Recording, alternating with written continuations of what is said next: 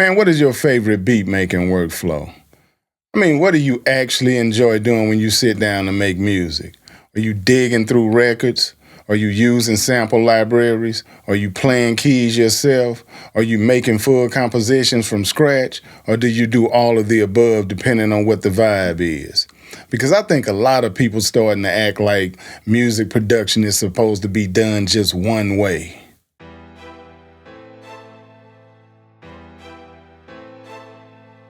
You are now listening to the sounds of Mood Swing Music. Man, today I want to have a conversation with producers, beat makers, musicians, sample choppers, key players, loop makers, and everybody in between.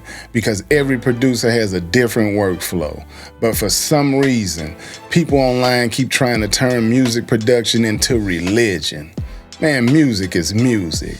Analog, digital, or software. The goal is to create something from within and display your self-expression. Man, whether that's translating emotion, ideas, memories, frustrations, or just imagination into sound.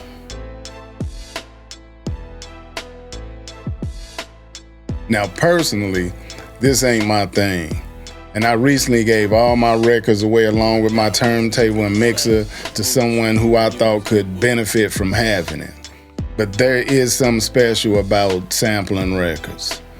Going to a record store or an estate sale, digging through crates, finding some random song nobody cares about, then taking 2 seconds of it and turning it into something completely new.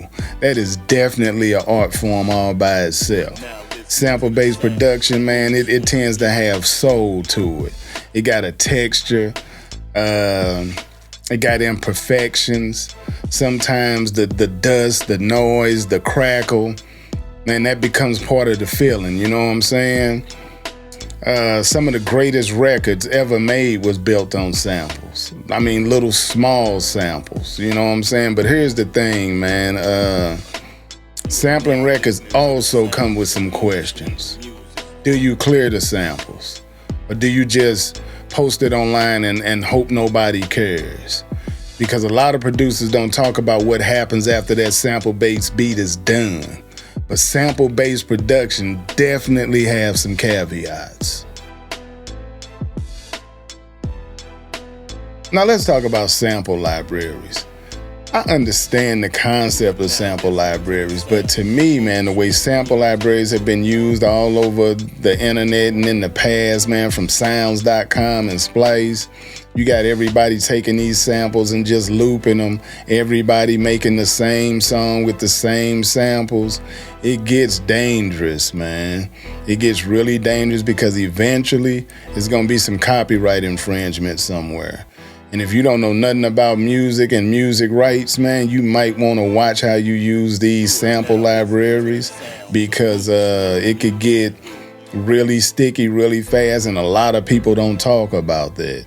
You know what I'm saying? They talk this royalty-free stuff, but I ain't never been a believer in none of that, man. I think if you're going to make music, I think you need to learn how to make music. You know what I'm saying? I think samples got a place, but I don't think they should be the root of what you are making as a music producer. You know what I'm saying? And some people gonna say something totally different from what I'm saying because you got people who live and die by samples. You know what I'm saying? But when it comes to being original and having original works, you're not gonna be original getting samples from a sample library because I can bet you this. Somebody else, man, got that same sample using it in a track. But what I can tell you about sample libraries, man, when they first came about, man, sample libraries were incredible tools. They could spark ideas fast. They could help you start and finish more music. They could push you in directions you never thought you would go in. And sometimes that little loop was just a starting point. You might chop it, pitch it, reverse it, add live instruments, rearrange it. By the time you was done with it, it was something completely different. And if done right, you could take that sample and start you a track and build around that sample and basically create you an entire track and delete the sample at the end, and what you had left was a dope sample inspired track that was all yours, you know what I'm saying? But a lot of people don't work like that because that's the long way. And a lot of people that's in music production right now, man, and everybody want quick results. They want instant gratification, man. So doing anything the long way is the wrong way. You know what I'm saying? So my opinion, man, on all sample-based production, I think in 2026, all of it is iffy. And all I can tell you, man, is just be careful when using samples from sample libraries. Then you got producers who play everything themselves. They sit down at the keys, play chords, build a bass line, add the melody, arrange the whole track from scratch, and that takes skill. Some producers don't even touch samples. They want total control over the music. And honestly, there is something beautiful about creating a song completely from scratch out of your own mind. And this has been my method of making music for quite a while now, man. This has been my main method for making music for the last 17 or so years, man. So that's another reason why I never put any of my music on YouTube anymore, because I'm not giving up my IP, my intellectual property, for the sake of YouTube. You know what I'm saying? So you have to protect your intellectual property, man. If you don't know what intellectual property is, you need to go do your homework if you call yourself a musician, you know what I'm saying?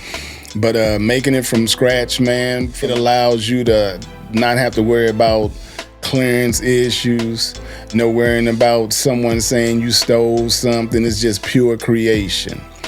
But even then, man, I found that a lot of people still find a way to argue with you about how you're producing, you know what I'm saying? Even when you're making everything from scratch, you know what I'm saying? They want to tell you how you should do this and how you should do that. I mean, it is what it is, man. YouTube is a very fickle place, man, and everything has gotten really weird on here. But, you know, that's another story. But one thing I have come to understand here on YouTube about the music production space, man, y'all want to argue about every process that's not your process. So it's like if somebody doing some or getting results that's not your process, you ready to argue with them. You ready to debate with them. You ready to tell them that they wrong and you right. And it's like, man, at the end of the day, dog, we making music. You know what I'm saying? It's like, and everybody got difference of opinions and everybody got different journeys, man. So that's just what that is. This is where I think a lot of producers actually live nowadays, man. And it can have some pitfalls due to sample use. It's a combination of everything.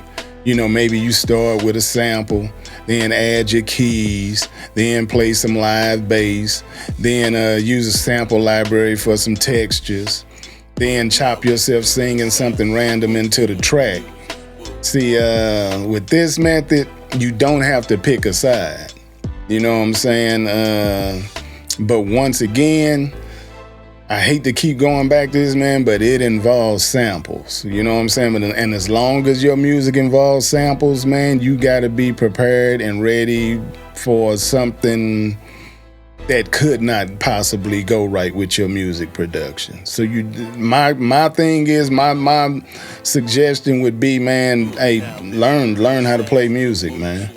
Learn some music theory. Learn how to play the guitar. Learn how to play the piano. You know what I'm saying? Learn more about music so you can be as original as possible. Now, this is the part I really want to ask y'all. Once you finish a complete composition, what do you do next? Do you copyright your music? Do you register it?